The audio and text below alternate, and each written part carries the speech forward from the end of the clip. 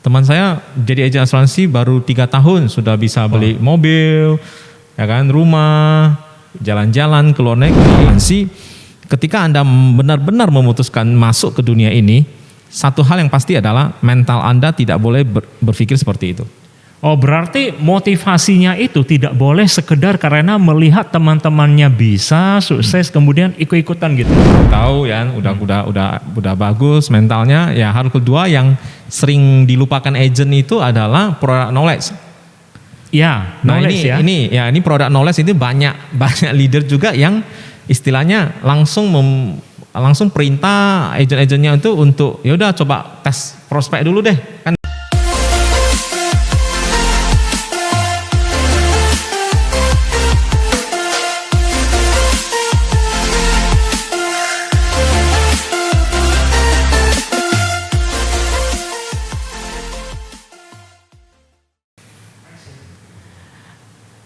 Halo teman-teman, ya selamat datang di Ngobrol Santai 45 menit ya bersama saya Ciko Juang ya. Kali ini saya sebagai host ya. Jadi saya sudah bersama sahabat saya Bro Chandra. Halo bro. Ya, selamat datang ya di Thank you. meja podcast ini. Jadi kita sudah on air ya. Nah, jadi kita langsung masuk ke topik pembahasan ya. Kita mau sharing ya sesuatu yang bermanfaat, yang positif, yang bisa memberi ya teman-teman ya semangat dan motivasi positif dalam banyak hal. Jadi hari ini kita bincang-bincang tentang profesi pekerjaan kita ya. Nah, gimana Pak Ciko? Jadi apalagi ya kita kan agen asuransi. Ya betul. Ya, jadi Bro sendiri juga sama-sama kita punya pengalaman beberapa tahun di sini. Nah, tapi hari ini kita bahas sebuah topik di masa seperti ini juga banyak orang ya beralih profesi atau mencari profesi sampingan, pekerjaan tambahan ya. Apalagi kalau bukan untuk menghasilkan ya, untuk mendapatkan pendapatan tambahan. Nah, salah satunya ya profesi kita agen asuransi. Banyak ya yang selain mencoba ya. Ya, saya kira begitu karena yang paling umum kalau misalnya orang mau mencari alternatif itu ya kalau tidak gabung multi level marketing, MLM ya agen asuransi gitu. Ya, karena itu yang tidak membutuhkan modal banyak ya. Ya, tapi kalau bahas profesi kita sebagai agen asuransi, kenapa sih orang pada mau gabung jadi agen asuransi? Motivasinya seperti apa? Apa yang diharapkan orang-orang untuk bergabung di profesi ini? Oke Pak Ciko, jadi banyak orang kalau dilihat ya kan, kenapa banyak orang mau jadi agen asuransi? Mungkin karena mereka itu termotivasi dengan teman-teman mereka yang sudah duluan jadi agen asuransi dan akhirnya sukses. Oh, jadi lihat teman-temannya sukses gitu ya? Ya, kemungkinan terbesarnya adalah termotivasi karena itu ya kan. Ya. Maksudnya, teman saya jadi agen asuransi baru 3 tahun sudah bisa beli mobil, ya kan, rumah, jalan-jalan ke luar negeri. Lifestyle-nya langsung berubah. Ya, waktu yang fleksibel, ya kan, uangnya banyak, income-nya passive income, mobil, rumah dan hal-hal lainnya gitu. Oke. Itu kebanyakan orang termotivasi karena itu. Oke. Jadi karena ya banyak orang melihat temannya bisa, mestinya dia bisa, kalau enggak coba-coba gitu ya. Ya, jadi bisa dibilang ketika seseorang masuk ke dunia asuransi, mereka awalnya hanya melihat seperti itu. Jadi akhirnya terjun masuk ke dalam dan jadi seorang agen asuransi. Jadi mestinya kalau orang-orang bergabung jadi agen asuransi, mestinya bagaimana cara mulainya? Dia harus persiapkan apa? Oke. Apakah cuma semangat nengok temen aja langsung bisa gitu? Oke, nah jadi berdasarkan pengalaman saya ya pribadi ya Pak Ciko ya. Waktu awal saya masuk ke dunia asuransi juga pastinya melihat itu. Benar gak? Hampir semua orang melihat itu. Iya, kita pengen dong. Ya, tapi begitu saya masuk ternyata saya diajarin bukan untuk melihat itu. Nah, jadi kenapa ini menjadi penting ya untuk teman-teman yang nantinya mana tahu pengen menjadi seorang agen asuransi ya. Kalau kita masuk ke dunia asuransi dengan mental melihat teman lain sukses karena dapat mobil, rumah dan lain-lain. Hanya karena itu, saya berani garansi 3 bulan lagi kita pasti hilang dari dunia asuransi. mundur gitu ya. Mundur langsung. tanpa berita ya. Karena orang yang melihat seperti itu kan pasti punya satu feeling, oh asuransi sepertinya mudah banget ya. Ya kan, 2 tahun mobil rumah kan gitu kan, 3 tahun mobil rumah jalan-jalan luar negeri kan gitu. Jadi asumsi mereka asuransi itu jadi terkesan gampang gitu. Akhirnya coba gitu. Padahal kalau aku boleh kasih tahu, menjadi seorang agen asuransi, ketika Anda benar-benar memutuskan masuk ke dunia ini, satu hal yang pasti adalah mental Anda tidak boleh berpikir seperti itu. Oh, berarti motivasinya itu tidak boleh sekedar karena melihat teman-temannya bisa sukses kemudian ikut-ikutan gitu. Ya. Jadi dia harus punya motivasi yang lain. Ya, mental benar. Tadi katanya. Mental. Jadi kalau memang sudah yakin masuk, oke, boleh aja melihat reward itu, tetapi harus diingat bahwasanya dunia asuransi itu dunia yang sangat sulit. Karena kenapa? Jangankan kita untuk mencapai sukses. Ya, untuk closing ya istilahnya ya.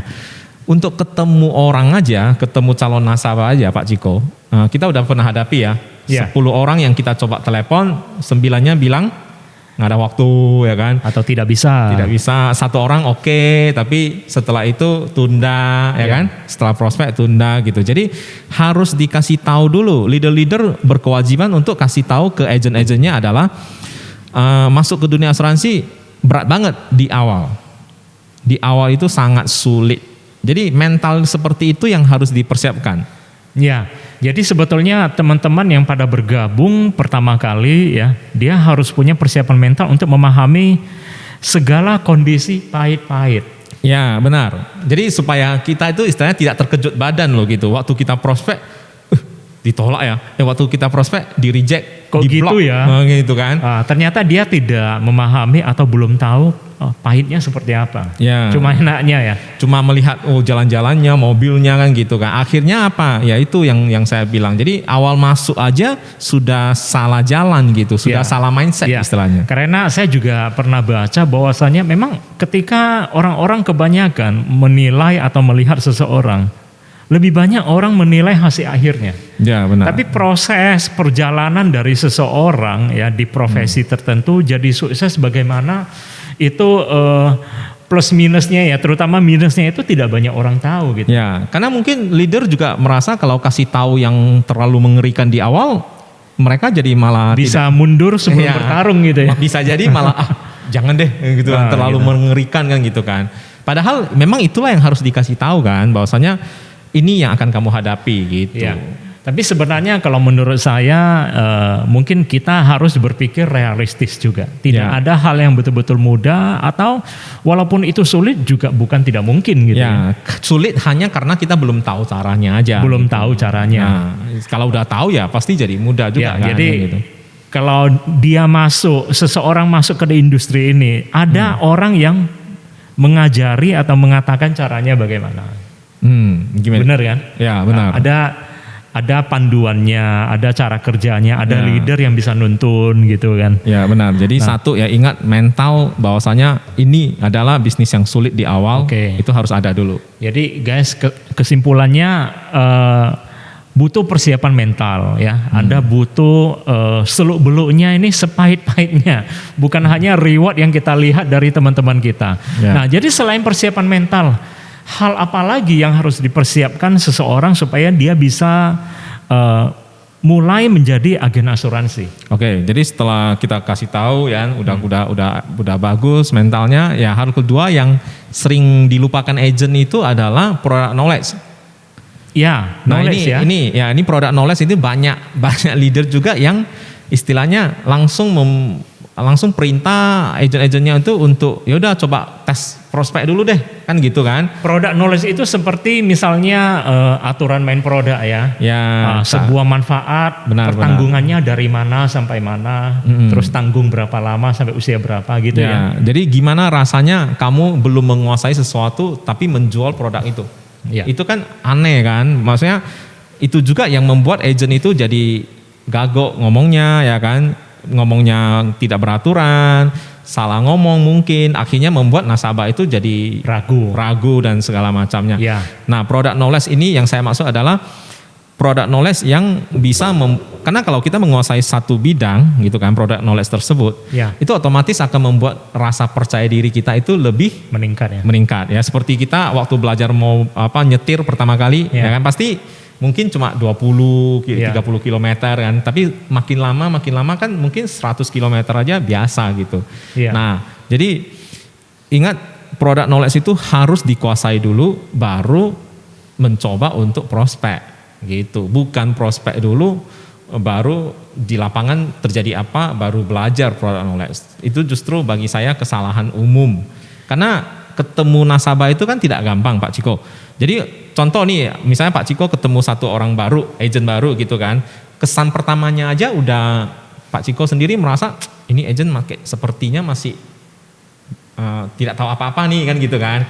Ya, orang mungkin bisa menimbulkan banyak pertanyaan. Ya. Jadi tergantung seseorang atau seorang agent dia bisa memberi edukasi atau menjawab pertanyaan atau tidak begitu. Benar. Jadi kalau teman-teman yang jadi agent kuasai dulu semua itu, yang baru masih banyak waktu lah untuk prospek gitu. Banyak waktu ya. Ya, yang jadi, penting tidak akan lama untuk menguasai sebuah produk knowledge. Benar, karena produk knowledge itu kan sesuatu yang udah memang baku kan. Fix ya. Sudah fix begini ya begini gitu kan. Jadi lebih gampang menguasai hal begitu. Oke. Jadi persiapan mental ya, product knowledge ya itu penting untuk mendukung sebuah kesuksesan ya. Ya, benar. Kelancaran dari sebuah usaha ya ketika bertemu dengan calon prospek, calon nasabah. Karena ya logika aja ya bro ya. Kalau kita ketemu orang, kita ketemu dokter, kita ingin membeli sesuatu atau konsultasi. Kemudian calon nasabah atau seseorang bertanya dan kita kagok, kita tidak yakin. Dokternya sendiri tidak yakin ya. Kita menjawab terbata-bata ya nggak jadi beli. Atau aduh ini dokter beneran apa enggak sih gitu ya. Pasti. Jadi ketika misalnya nih dokternya udah lebih mahir, lebih pengalaman ya kan. Tapi kesan pertama udah sempat begitu. Ya. Jadi waktu mereka udah makin meningkat, kita juga masih terpikir dia yang dulu kan, dia yang di awal gitu. Ya. Jadi ternyata image itu tidak bisa hilang begitu saja. Pasti banget Pak Ciko. Jadi itu kenapa banyak orang mengatakan kesan pertama sangat penting kan gitu kan. Ya. Dan aku akui itu. Ya. Jadi kalau kita kesan pertamanya dengan orang itu bagus, baik dan segala macamnya, itu tentu akan lebih gampang untuk kita next berikutnya kan. Benar. Jadi jangan sampai kita menyanyiakan kesempatan ya akhirnya malah tercipta image negatif gitu ya. Belum apa-apa sudah langsung berani. Memang bagus ya berani prospek bagus gitu. Tapi alangkah baiknya product knowledge kuasai dulu lah gitu. Oke. Jadi next ya kita ke pembahasan next. Dari profesi agen asuransi value apa yang bisa kita bangun bro? Oke, jadi apa yang kita bisa berikan kepada teman-teman calon nasabah di luar sana? Oke, jadi setelah menjadi seorang agen asuransi, mental udah oke, product knowledge udah oke gitu kan. Yang nomor 3 itu yang tidak kalah penting adalah value ya, yang tadi Pak Ciko ngomong ya. Value itu adalah visi misi dari asuransi itu sendiri harus lebih besar dibanding rewardnya. Bagaimana visi misi itu lebih besar daripada reward? Karena ini akan membuat seorang agent itu kelihatan banget dia itu tulus, dia itu bertanggung jawab, dia itu berdedikasi atau enggak gitu. Sehingga membuat nasabah itu lebih nyaman sama agent-agent seperti ini. Nah visi misi di asuransi kita tahu bahwasanya di dunia asuransi kan kita melindungi orang dari resiko. Ya kan, terutama ekonomi ya. Ya, terutama di bagian finansial ekonomi. Nah, kalau kita udah fokus di sana, maka otomatis kan ada agent kan banyak nih yang di luar sana nasabah ya terutama ya mengatakan agent itu cuma mau komisinya doang. Agent itu tidak cuma mau Kenapa kita harus berpikir ya, kenapa nasabah banyak yang mengatakan demikian? Mungkin ketika dia membutuhkan sebuah pelayanan, komitmen dari seorang agent itu ternyata tidak bisa ditagih, tidak ada tanggung jawab misalnya. Ya. Ini saya juga sering dengar di lapangan bro. Ya itulah kenapa dunia asuransi tidak berkembang seperti yang kita harapkan kan. Berarti kan ada yang salah dengan pelaku bisnis di dalamnya. Ya karena semua orang juga tahu bahwasanya orang-orang yang tiba-tiba jadi agen asuransi sebentar saja ya 1-2 tahun kemudian sudah ya hilang, nggak ada kan gitu kan. Tidak lanjut, kemudian ya orang orang-orang yang pernah membeli dari mereka akhirnya telantar gitu. Ya. Tidak terlayani. Bayangin ya, aku pernah ketemu satu nasabah beberapa malah yang mengatakan mereka bukan tidak mau asuransi, tidak mau masuk asuransi, tapi mereka males ketemu agennya. Ya, kenapa? Bayangin, hanya karena nggak mau ketemu agen, mereka lebih rela tidak beli asuransi. Karena ya itu, banyak agen yang di luar sana itu lebih pentingin rewardnya, ya, komisinya, jalan-jalannya dan segala macamnya. Akhirnya cara ngomongnya ya jadi kacau balau, ya kan? Istilahnya pentingkan reward itu mau cepat-cepat closing gitu ya. Ya, jadi mungkin orang masih belum paham, mungkin orang belum siap buat keputusan, tapi mendesak terus begitu ya. Ya, itu yang kenapa saya bilang kalau memang pengen serius di dunia asuransi, kita harus tahu dulu, saya masuk ke dunia asuransi karena apa? Boleh karena reward, ya kan? Itu ada sesuatu yang wajar lah ya, namanya kita bekerja, berkarir pasti. gitu. Tapi semua yang orang-orang sukses yang saya lihat itu visi misi mereka itu lebih jelas dibanding komisi doang, dibanding uang income-nya itu. Karena income itu datang selaras dengan visi misi kita. Kalau visi misi kita udah tercapai, saya yakin komisi dan hal-hal lainnya itu ikut tercapai gitu. Jadi value harus lebih di atas dibanding reward. Ya, intinya teman-teman, kebaikan yang bakal kita berikan, dampak yang bakal terjadi ya terhadap orang lain, terhadap calon nasabah ini harus lebih besar dari cara kita melihat reward gitu. Ya, benar sekali. Ini yang membuat setiap orang bisa bertahan ya. Benar. Bisa langgeng di bisnis ini. Jadi kalau misalnya kepalanya banyak hitungan duit, maunya closing mulu, orang akhirnya sepertinya merasakan ya, ini di dalam percakapan ini, di dalam presentasi ini sepertinya kurang tulus ya. Benar sekali. Sepertinya terlalu mendesak. Jadi value-nya, nilai-nilai kebaikannya itu tidak terasa. Betul. Benar ya. Jadi ternyata benar kata orang ya. Sesuatu yang berbentuk feeling itu kadang-kadang ya kita bisa tahu saja. Ya walaupun tidak berwujud ya. Ya, six sense ya bro ya. Oh ini kayaknya nggak benar ini. Ini kayaknya nggak bagus ya. Nah, orang bisa merasa kalau kita kurang tulus gitu ya. Betul. Ya, jadi ini salah satu poin yang penting kita perhatikan. Oke, saya lanjut ya. Sebenarnya di balik begitu banyak lika-liku ya, apakah ada cara terbaik untuk mengkomunikasikan produk, manfaat, sehingga ya teman-teman di luar sana, calon nasabah lebih bisa menerima apa yang kita presentasikan, apa yang kita tawarkan gitu. Apa ada cara yang baik untuk menjelaskan itu? Ada. Jadi teman-teman ya, setelah kita udah mengerti ya, oh ternyata value ini lebih penting, maka ini udah mulai masuk ke tahap istilahnya PDKT, udah tahap gimana sih prospek yang benar, gimana sih komunikasi yang bagus kan gitu kan. Nah, berarti yang nomor 4 yang harus teman-teman agent lakuin adalah lebih peka terhadap nasabah. Gitu. Karena gini, agent kalau mau prospek kan mindset mereka adalah kejar target biasanya. Maka maunya cepat. Ya kan, bulan ini maka nih mendesak masih, terus begitu ya. Ya, bulan ini nih kurang berapa cash, kurang berapa ini, kan target-target selalu itu pasti ada muncul kan. Pada dikejar target. Ya, jadi ketika mereka ketemu nasabah, pikiran mereka cuma di sana gitu. Saya harus closing, saya harus gini, saya harus ngomong nanti saya begini kan gitu kan. Sehingga mereka cenderung tidak memperhatikan kondisi lawan bicara. Kan contoh ya Pak Ciko, aku dulu pernah ketemu satu calon nasabah, terus waktu pertama kali ketemu, saya melihat sepertinya dia ada sedang masalah. Melihat dari mana? Ekspresi wajahnya? Ekspresi wajahnya, cara dia menjawab kita, kan bisa kan? Cara teman kita merespon gitu. Ya, cara seseorang merespon kita kan kita bisa merasa ini orang sepertinya lagi malas, banyak pikiran lagi ya. Bad mood kan gitu kan. Lagi bad mood gitu. Ya, memang dia udah terlanjur janji mau ketemu, mau bahas asuransi kan gitu kan. Nah, jadi ketika aku ketemu, aku lihat wajahnya, oh sepertinya nih hari ini nggak boleh nih gitu. Hari ini nggak boleh bahas asuransi. Kenapa? Karena saya merasa bahas pun dia pasti nggak akan gitu mau dengar gitu. Nggak akan simak gitu. Ya, karena dia lagi banyak pikiran gitu. Dari akhirnya ketika saya duduk ngobrol, saya malah tanya keadaan dia, kabar dia. Dia itu sedikit terkejut gitu. Tapi hari ini kita mau bahas asuransi gitu. Enggak lah, nggak apa-apa, itu masih gampang lah saya bilang. Kapan-kapan juga bisa saya bilang. Nggak apa-apa, hari ini kita ngobrol-ngobrol biasa. Jadi dari itu si nasabah ini sudah bisa mulai menerima gitu. Oh ternyata punya teman seperti kamu ya, bukan agent loh. Ya. Kan gitu kan, dia beda Ya. loh. Jadi saya anggap oh ini teman loh gitu. Gitu. Jadi Ternyata ya salah satu cara yang baik untuk komunikasi adalah bersikap peka. ya harus Bersikap lebih peka terhadap lawan keadaan. bicara.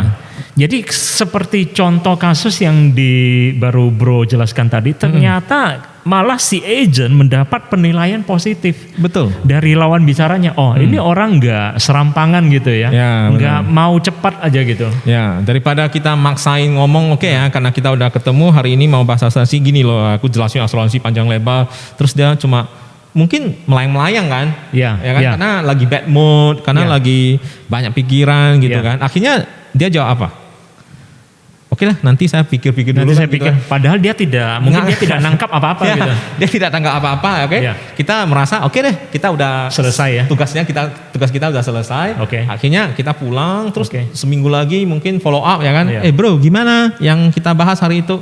Ya, nanti mau saya telepon ya. Ya, kan pasti jawabnya gitu, karena dia memang tidak menerima apapun saat itu. Ya. Jadi gimana dia mau jawab iya kan gitu Oke, kan. oke. Jadi jadi agent itu kenapa saya bilang kalau nomor 3 value kita sudah ada, kita udah tahu nih dampak yang bisa kita berikan untuk teman saudara kita itu luar biasa melalui asuransi ya kan. Oke. Maka cara kita berkomunikasi dengan calon nasabah udah pasti beda Pak Ciko. Oke. Udah pasti beda. Lebih peka lah, lebih berempati ke calon nasabah. Jadi satu bersikap lebih peka berarti kita memahami kondisi lawan bicara sekaligus berempati. Ya benar.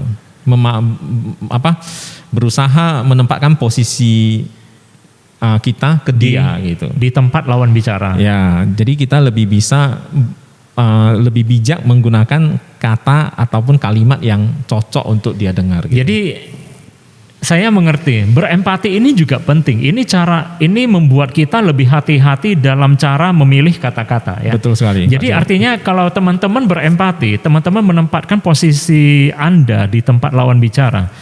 Maksudnya, bila Anda sendiri yang mendengarkan kata-kata Anda, bagaimana perasaan Anda, bagaimana pikiran Anda, atau bagaimana reaksi Anda.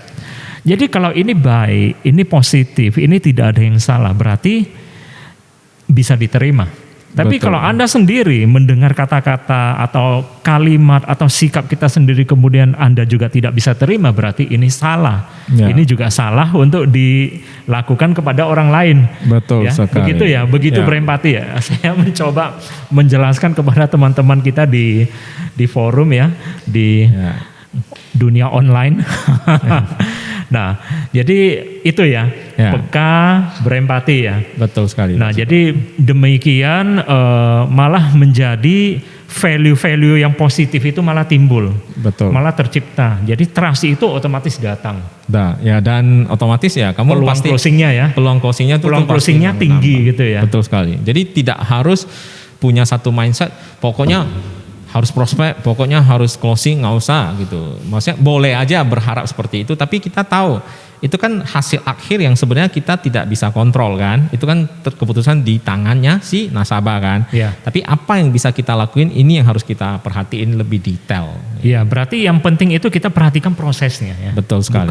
Bukan endingnya. Bukan ending Jadi closing. sebetulnya, kita juga mau bahas endingnya ini. Hmm. Di sini di profesi ini, ketika kita sudah melakukan semua poin-poin tadi dengan baik ya, Oke. persiapan mental, knowledge ya, kita tahu cara yang baik Value-nya. untuk berkomunikasi. Apakah dengan menjadi agen asuransi kita bisa mengharapkan hasil cepat ya? Untuk sukses gitu loh. Karena tadi ceritanya Bro kan kita melihat teman-teman yang lain juga nggak lama ya. Ada yang sukses 2 tahun, 3 tahun. Betul. Udah beli rumah baru, cicil mobil, segala macam.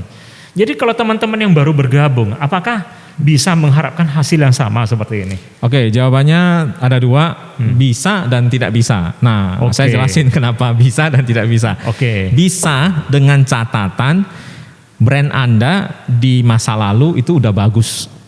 Jadi contoh nih gini, ada satu agent baru ya kan, dia masuk ke dunia asuransi, tapi sebelum dia menjadi agent asuransi, nama baiknya sudah luar biasa Dia sudah dikenal baik, dikenal luas ya. Betul sekali, dia udah dikenal baik, udah dikenal luas, dia dianggap teman yang menyenangkan, dia seperti semuanya bagus lah, ya kan? Oke, orang seperti ini dengan nama baik seperti itu, dia menjadi seorang agen asuransi dan mentalnya bagus dan hal-hal lainnya itu bagus semua, maka semuanya dia akan mendukung, ya, dan dia akan sangat cepat untuk berprestasi. Benar sekali.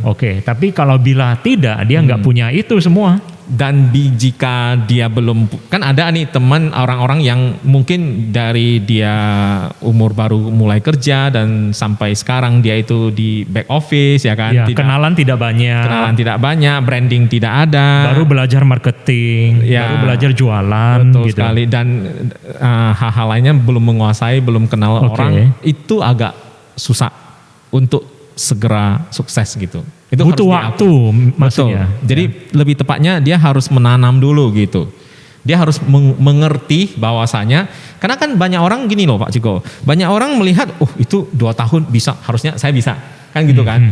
Boleh punya kepercayaan diri itu, boleh punya semangat itu, tapi kita juga harus mengukur dulu dia itu gimana, apa latar belakangnya gimana dan lain-lain kan gitu kan. Jadi aku ngomong begitu bukan berarti kalian tidak bisa, bukan. Tapi pengen menyadari bahwasanya saya memang dari dulu tidak punya teman, berkawan pun jarang, ya kan. Komunikasi sama orang lain, sama saudara juga sangat jarang gitu. Tiba-tiba ada contoh ya, tiba-tiba Anda jadi agen asuransi, semangat, terus prospek, apakah bisa langsung closing? Kan mereka pasti akan menilai dulu kan. Ya mungkin harus berkenalan, harus sounding bahwasanya seseorang ini baru terjun di pekerjaan baru gitu loh. Iya. Ya kan? Benar. Dia harus branding dulu gitu loh. Benar sekali. Jadi bayangin kalau kita terbalik ya gitu kan. Saya seorang calon nasabah ketemu agent seperti itu. Tentunya saya pasti, saya harus lihat dulu dong sejauh mana, seprofesional apa dia. Sejauh mana dia bertahan, ya kan? Kan baru-baru masuk nih, belum tentu bisa bertahan. Apalagi mungkin si nasabah itu sendiri sudah punya agent, ya kan? Agent yang menurut dia udah profesional juga. Berarti artinya adalah kan banyak nih, istilahnya kerikil-kerikilnya gitu kan. Jadi mau tidak mau untuk Anda atau teman-teman yang baru mau masuk asuransi, Anda harus tahu dulu background Anda sendiri, ya kan? Kalau memang saya berada yang di posisi nomor 2 ini. Coba jangan fokus dulu ke hasil kita cepat. Jangan berpikir mau cepat sukses gitu. Karena kita harus butuh waktu untuk membangun itu semua ya. Kalau berpikir seperti itu, saya rasa pasti akan sangat sulit. Motivasinya salah. Ya benar. Jadi nanti ketika dia bertemu masalah, rintangan, hal yang tidak lancar, malah jadi mental down. Dia akan banding-bandingin. Dia akan mulai membandingkan apa?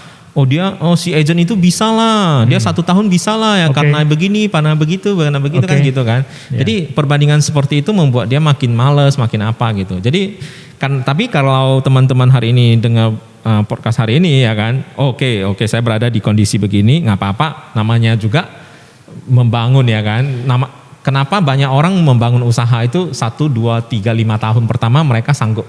Karena mereka mengerti jelas bahwasanya saya memang namanya usaha ya harus bangun kan sampai beberapa tahun kan. Banyak orang-orang tua kita dulu yang bangun bisnis, buka usaha. Kita harus dikenal orang dulu.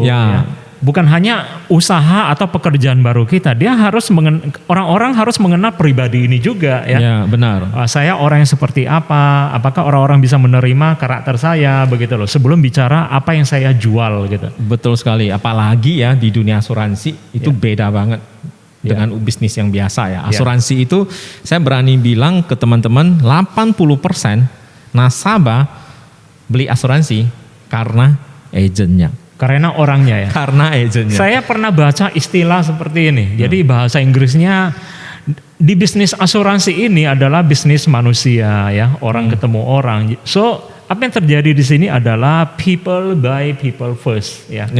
Orang-orang menilai manusianya dulu. Bicara sama siapa? Nomor 2 baru produknya. Betul sekali. Dan tapi Pak Ciko, selama kita menjadi seorang agen asuransi, kita tahu kalau di luaran sana ya, cara prospek agen itu masih berdasarkan produk. kan? Iya. Ketemu Iya. ini produk pada saya prakteknya lebih, masih banyak seperti ini. pada prakteknya betul kan? Ya, yang Pada masih menonjol adalah produknya, bukan Ya. individunya gitu. Ini produk ini lebih bagus loh, produk ini lebih murah ya, produk ini lebih begini. Pada jualan kecap ya. Ya, itu yang saya bilang. Kalau saya pernah ketemu agent seperti itu, yang ketemu ngobrol, ya. Terus saya bilang, saya sebagai nasabah, anggap kita hari ini kamu nggak melihat saya sebagai agent ya, sesama agent sharing. Anggap aja saya sebagai nasabah, kamu prospek saya begitu. Saya tinggal ngomong satu kalimat. Saya bilang, kalau memang produk begini bagus, sebegitu bagus, saya akan cari family saya yang produknya sama. Saya masuk aja sama family saya. Karena fokus produknya saja ya, dia cari family dia yang juga jual produk itu gitu ya. Toh, kamu nggak menunjukkan nilai kamu. Kalau memang nilai terkuatnya di produk, ya udah. Saya beli aja sama family sendiri ya. Ya kan? Selesai kamu, saya adik bilang. sendiri sekarang kan banyak ya, keluarganya, banyak kakak adik semuanya pada jadi agen asuransi gitu loh. Ya kan? Ya. Terus si agent ini merasa tersadar gitu, bos. Oh iya juga gitu. Maksud aku, kalau kamu menjelaskan asuransi dari segi produk doang gitu kan, berarti kamu sama sekali kehadiran kamu itu nggak ada nilainya, saya bilang. Diri sendiri ini tidak ada value ya. Makin kamu tingkatkan produk tersebut, diri kamu itu makin tenggelam, saya bilang. Ya.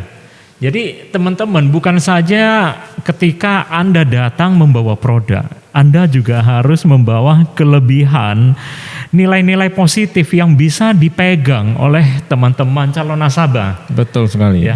Itu yang menjadi pembeda kita dibanding orang lain, dibanding agen asuransi yang begitu banyak di luar sana. Kenapa beli sama Anda? Kenapa tidak dengan orang lain begitu ya? Jadi harus ada nilai-nilai positif yang terkandung di dalam diri kita sendiri. Betul sekali. Jadi teman-teman harus ingat, nah ini agen asuransi ya, itu adalah jasa. Jasa konsultasi. Benar. Kita kalau punya uang atau ekonominya bagus, kita akan cari dokter yang lebih bagus. Otomatis lebih mahal secara biayanya kan. Tapi kita juga nggak peduli itu kan. Nggak mungkin. Oh ya udah, saya cari yang lebih murah. Karena harapannya adalah menyelesaikan masalah. Benar sekali. Jadi yang namanya jasa yang difokusin adalah brand diri kita, bukan produk tersebut gitu. Ya. Benar, nah itu yang kenapa saya bilang faktanya aku masih sampai detik ini ya, Pak Ciko, sampai detik ini saya masih melihat begitu banyak agent-agent di luar sana masih mengandalkan produk. Di medsos kita bisa tahu ya, begitu medsos kita buka ya, agent-agent yang mereka bahas hanyalah tentang produk itu. Ini boleh, ini bukan tidak boleh ya, boleh banget gitu. Tapi bagi saya pribadi lebih bagus kalau kita bahas adalah kenapa nasabah harus punya asuransi. Itu jauh lebih penting dibanding dengan menabung segini lu dapat asuransi segini, nanti gini gitu. Menjelaskan produk saja tidak cukup, tapi harus beri edukasi. Betul sekali. Mengapa orang harus membeli ya, begitu ya. Jadi teman-teman, keinginan untuk sukses saja tidak cukup. Jadi walaupun kita punya niat yang begitu baik untuk bergabung di bisnis ini, ya, begitu banyak nilai positif yang harus kita pelajari. Kebaikan begitu banyak hal yang berhubungan dengan pengembangan karakter itu juga harus kita bangun. Nah ini yang membuat seseorang itu sukses. Jadi kalau kita hanya niat mau datang karena kita ikut-ikutan teman, motivasi kita itu ada di orang lain ya. Jadi ini motivasinya itu harus berada di dalam diri sendiri. Juga demi membawa kebaikan bagi orang lain. Betul sekali. Jadi sebenarnya ini berlaku di semua lini bisnis, bukan hanya di jasa konsultasi asuransi saja. Ketika kita menjual apa saja, kita terjun di bisnis apa saja, itu harus membawa kebaikan yang lebih besar dari sekedar hitung untungnya berapa gitu. Ini yang membuat sebuah bisnis itu sustain, bertahan, benar ya bro ya? Benar sekali Pak Ciko. Jadi apa yang saya jelaskan tadi sebenarnya juga ringkasan akhir dari kesimpulan ini. Teman-teman, kalau kita mau gabung jadi asuransi, atau kita sudah bergabung jadi asuransi, ya jangan bosan belajar. Jangan bosan untuk terus membangun kepribadian, ya, karakter positif dalam diri kita. Jadi karena hanya memahami produk knowledge saja, bisa presentasi saja tidak cukup. Orang harus melihat nilai-nilai positif dalam diri kita. itu yang membuat kita berbeda dari orang lain. Begitu ya Bro ya? Benar sekali. Nah, Jadi Pak Ciko, sedikit ya, ini tambahan adalah teman-teman ingat ya, ketika kita mau bisnis apapun gitu kan, dalam hati kita pasti pengen ketemu partner bisnis yang memikirkan diri kita. Oke. Misalnya saya ketemu Pak Ciko ya kan, kita mau berbisnis, saya pasti berharap Pak Ciko bisa memikirkan posisi saya. Oke. Benar gak? Kalau Pak Ciko cuma memikirkan posisinya diri Pak Ciko, saya pasti merasa ini nggak bisa nih diajak kerjasama. Oke. Ya kan? Nah sama gitu. Kenapa banyak orang kalau mau melakukan sesuatu ya berbisnis atau apa, kenapa suka memikirkan diri sendiri? Oke. Itu yang membuat seseorang sangat susah untuk mencapai sukses yang dia mau. Karena tidak ada satu orang pun di dunia ini yang mau bekerja sama dengan orang seperti itu. Oke, kalau di bisnis ini artinya kita harus bekerja sebagai tim. Ya. Tidak cukup hanya memikirkan diri sendiri. Ya, jadi misalnya kita sebagai agen nih ya kan, kita datang, apa sih kehadiran saya, apa sih yang bisa saya berikan untuk dia sehingga si nasabah ini mendapatkan kehidupan yang lebih baik. Oke. Nah, itu yang saya pikirkan tiap hari. Begitu saya ketemu orang ya, terlepas dari harus menjadi nasabah saya selalu berpikir adalah kehadiran saya di kehidupan dia, apa sih yang bisa saya berikan? Oke. Gitu. Dengan begitu, maka ini akan terjalin kerjasama yang bagus. Saya selalu kasih tahu ke teman-teman, agen-agen saya bilang, kalau saya sanggup membuat hidup orang lain menjadi lebih baik dengan kehadiran saya, pertanyaan sederhana saya adalah, bagaimana dengan hidup saya? Oke. Harusnya lebih baik dong. Masa saya sanggup membuat orang lain menjadi lebih baik, masa hidup saya susah? Ini sepertinya logika juga Ya gitu kan? ya. Benar gak? Tapi kenapa banyak orang yang mikirin harus diri sendiri dulu dong, nanti baru Mungkin ya orang-orang kurang berpikir luas. Gitu. Ya. Tapi susah diterapkan sih Pak Ciko. Begitu banyak hal yang harus kita pelajari ya. Benar sekali. Hidup ini begitu panjang ya. Sebetulnya begitu panjang. Kenapa? Karena selama kita hidup, selama juga itu kita tetap harus belajar. Betul. Ya, jadi Bro, kita sebetulnya sudah sampai di penghujung sesi ya. Jadi teman-teman yang barusan itu adalah ya penutup dari Bro Chandra ya. Semoga menjadi motivasi ya, pengetahuan yang positif bagi Anda semua, terutama bagi Anda yang berniat atau sudah terjun di bisnis asuransi. Inilah hal-hal penting yang harus Anda persiapkan, yang harus Anda pahami untuk sukses. Oke, jadi sampai jumpa ya, Bro Chandra. Thank you, Pak Terima Ciko. kasih teman-teman di forum ya. Sampai jumpa di sesi ngobrol santai 45 menit berikutnya. Oke, bye-bye.